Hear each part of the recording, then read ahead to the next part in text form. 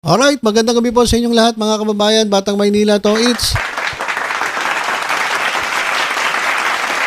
So, ito mga kababayan, tuluyan ang na-impeach si Vice President Sara Duterte. Ayan po, yan pong nasa harapan natin sa ating screen. Ayan po ang mga pumirma, ang mga kongresista na pumirma para po ma-impeach si Sara Duterte.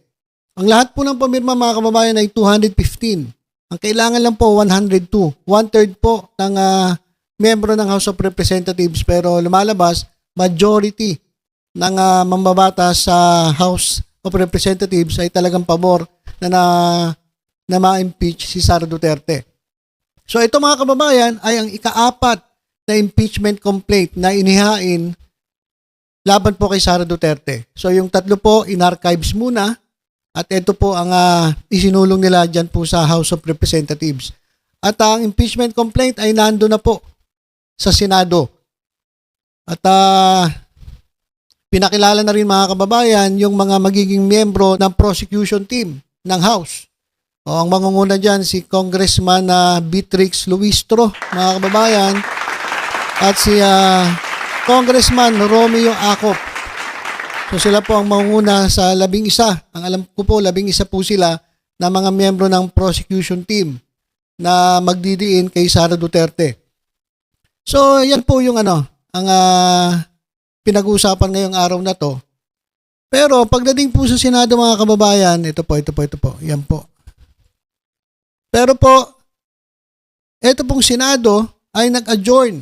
Nag-adjourn po sila ng kanilang sesyon without tackling the articles of impeachment against Vice President Sara Duterte. Ibig sabihin, hindi po pinag-usapan dyan po sa Senado itong artikulo ng impeachment laban kay Sara Duterte. At ito po kabuuan ng Kongreso ay mag-resume po ng kanilang trabaho sa June 2, 2025. So, ang mangyayari, kung susundin po nila ang kanilang kalendaryo, mangyayari po ang impeachment proceedings pagkatapos po ng eleksyon. Si June 2 So, Mayo, mga kababayan, eleksyon.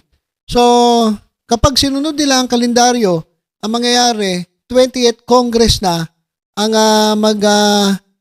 tatakel ng impeachment proceedings laban kay Vice President Sara Duterte.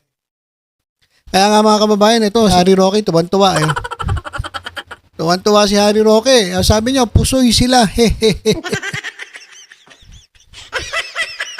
Tuwan-tuwa si Harry Roque mga kababayan. Kasi nga hindi pinag-usapan Nag-adjourn na po ang sa Senate. So, ang ibig ba sabihin nito, talagang wala nang pag-asa na ito ay mapag-usapan at ito ay mapag-usapan lamang after ng midterm elections kasi June 2, 2025. Ngayon, meron ako nakitang artikulo rito ng publiko. Ito nga mga kababayan ang tanong Ang tanong, paano na ang impeachment versus Sara kung nag-adjourn na ang Senado? Kasi kanina nga ay formal lang nag-adjourn ng Senado. At hindi nila tinalakay ang impeachment complaint na isinumite sa kanila ng Kamara. So yun yung tanong, paano na ang impeachment versus Sara kung adjourned na ang Senado? Ito mga kababayan ang kasagutan.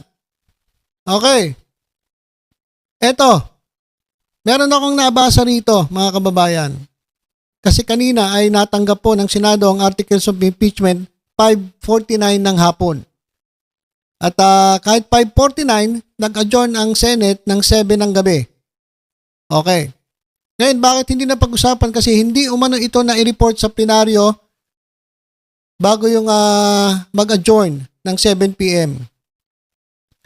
Ayon kay Senate Minority Leader Coco Pimentel III, hindi umano na i-report ni Bantug ang pagkakatanggap niya nito. Yun po yung nangyari. Tinanggap po sa Senado pero hindi po na i-report. So nandun na po sa kanila ang article of impeachment at nag-adjourn ng Senado. Babalik ang Senado pagkatapos po ng legislative break sa June 2, 2025. Pero, mga kababayan, kasi tuwan-tuwa na si Harry Roque mga kababayan. Pusoy sila. Kasi maraming talagang natuwa na nag-adjourn itong Senado. Pero mga kababayan, eto, Ito po yung nakita ko. Pero sa kabila nito, sinabi ni Pimentel na posible pa rin anyang matalakay ang impeachment kahit na nakabreak pa ang Senado. So pwede. Pwede pa rin, posible pa rin matalakay ang impeachment kahit nakabreak pa ang Senado. Ano ngayon, Harry Roque? Sabi kasi ni Harry Roque, tuwan-tuwa siya, mga kababayan. Pusoy sila. Sabi ni Harry Roque. Sabi naman ni Pimentel, posible pa rin na matalakay ang impeachment kahit nakabreak pa ang Senado. Oh. So, huwag kayong yung mga DD shit dyan, huwag muna kayong magsaya-saya, mag-party. Kasi, mismo sinabi ni Pimentel, minority floor leader ng Senado, na posible pa rin matalakay ang impeachment kahit nakabreak pa sila. Malalaman natin yan, mga kababayan, bukas po, abangan ko, para ma-share ko sa inyo, yung press conference ni Senate President Chis Escudero. Meron po siyang kapihan sa Maynila. Kapihan ba sa Maynila o kapihan sa Senado? Basta magkakaroon po ng press conference si Senate President Chis Escudero. At doon malalaman natin kung ano ang balak ng Senado. Bagamat sabi ni Harry Roque, tuwan-tuwa na siya. Pero ayon dito nga kay Pimentel, posible pong matalakay ang impeachment kahit nakabreak po ang Senado. Kaya yung mga DD shit dyan, huwag kayong masyadong pakampante. Huwag kayong masyadong masaya ngayon kasi pwede pong pag-usapan yan kahit po break. Ngayon, halimbawa, mga kababayan na hindi na po talaga pag-usapan at hintay matapos ang eleksyon. Meron pong sinasabi itong mga DD shit. Itong partido ng PDP, itong padapa, mga kababayan. Sabi po nila, para makasurvive, para ma-acquit si Sara Duterte diyan po sa impeachment, kinakailangan daw na manalo ang mga PDP senatorial candidates. Ayan, mga kababayan. Kailangan daw manalo ng Senate seats para mailigtas si Sara Duterte. Sabi ni Atty. JB Hinlo, ito, kandidato po nila to sa pagka-senator pero hindi ko nga kilala to si Hinlo.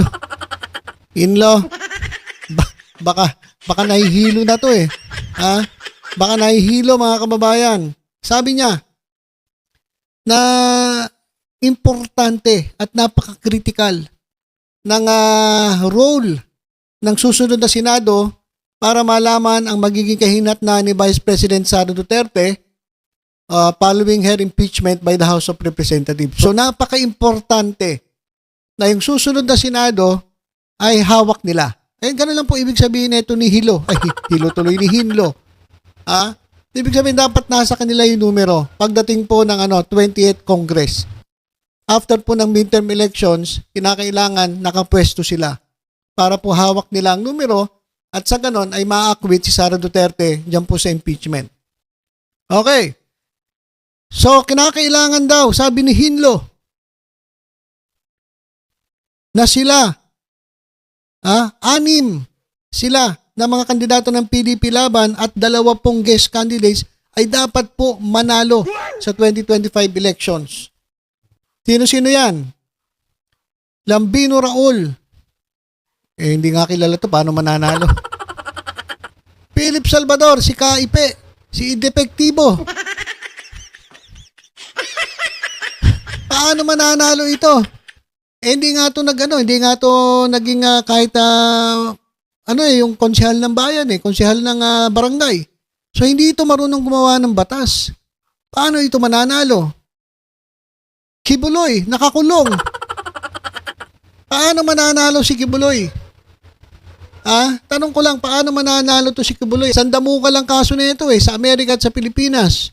Sa sinong tanga ang boboto ng isang pinagbibintangang abuser? Na nang abuso ng minor de edad, ng human trafficking. Sinong boboto diyan? Rodante Marcobeta. Ito, sa tingin niyo may pag-asa ba to? Eh di nga pumapasok eto mga ito sa top 12. Oh, hindi pumapasok sa top 12 to eh. 20 pataas, yan. Pero yung top 12, hindi po sila pumapasok. Paano sila mananalo? Oh, 4 agad dyan tanggal, oh. Oh, Bato de la Rosa. Ito si Bato de la Rosa naman. Tanggap na nga ni Bato de la Rosa na hindi siya mananalo. Magtatanim na nga lang daw siya ng kamote dun sa kanila eh. Di ba? Tanggap na ni Bato kasi naglalaro siya sa 12, 13, 14, 15. Ibibihira siya pumasok pero lang kung survey ng mga ng mga DD shit, yan papasok siya. Kaya malabo rin itong manalo. Bongo. Ito lang mga kababayan ng katangi-tanging kandidato ng PDP na nakikita natin consistent na pumapasok po sa top 12. Pero dahil nga sa mga pinagagawa ng mga kasama niya, baka mahatak siya pababa. Yun lang, si Bongo lang. Isang piraso.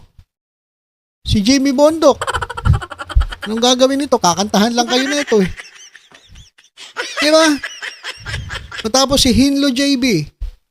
Hindi naman kilala yan. So, kung 8 ang kinakailangan nilang manalo, mukhang 1 lang ang papasok.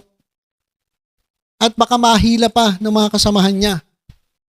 Tapos, sabi ni Hinlo, ni Hilo, kailangan manalo daw silang lahat.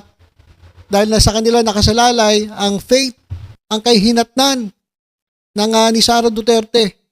So, pwedeng ma-convict o pwedeng ma-acquit si Sara Duterte. Depende sa kanilang kahinatnan ng eleksyon. So ibig sabihin kapag natalo sila, malamang mo-convict si Sara Duterte. At kapag nanalo sila, malamang acquitted si Sara Duterte. So di mas lalong may dahilan ng mga tao na huwag kayong iboto. Kasi kapag binoto kayo, talagang ipaglalaban nyo na ma-acquit si Sara Duterte. Di ba? Ayun ngayon ang inyong layunin. Iligtas si Sara Duterte. Hindi na kayo tumatakbo para sa bayan. Hindi na kayo tumatakbo para sa taong bayan. Hindi na kayo tumatakbo para tulungan nyo ang mga Pilipino. Maiahon natin sa kahirapan ng mga Pilipino. Mabigyan ng kahit konting pagtaas lang ng antas ng pamumuhay ng mga Pilipino. Hindi na yun ang layunin nyo. Ang layunin nyo na ay iligtas si Sara Duterte. E di mas lalo kayong hindi buboto ng taong bayan kapag ganyan. Di ba?